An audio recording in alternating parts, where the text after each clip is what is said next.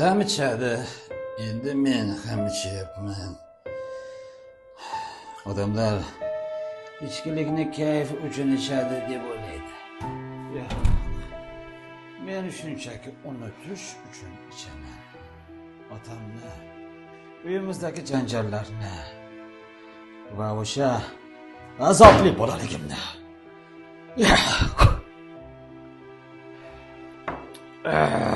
Esash xohlamayman.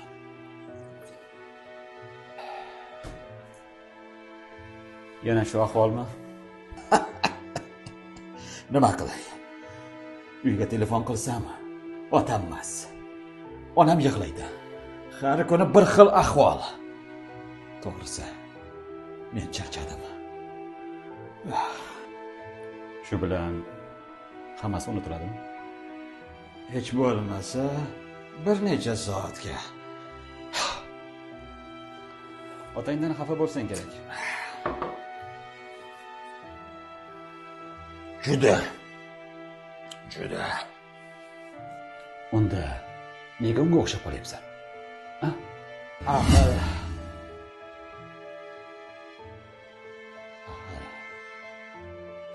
To'g'risi, men seni ayblamoqchi emasman. Seni bu holatdan qutqarmoqchiman. Bir vijdon uyg'onur asari. Bu kitobdagi Tumay ham otasining gunohlari ichida ulg'aygan. Lekin bir kun kelib tanlov qilgan. Otasiga o'xshashni emas, o'z hayotini o'zgartirishni tanlagan. Shunday ekan do'stim, o'zgarish vaqti keldi. O'qib ko'rarsan. Yana o'zing bilasan.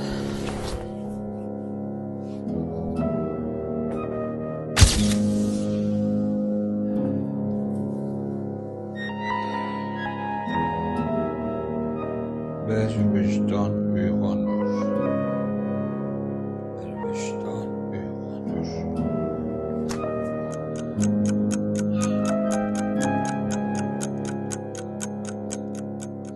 9-aprel 1972-yil.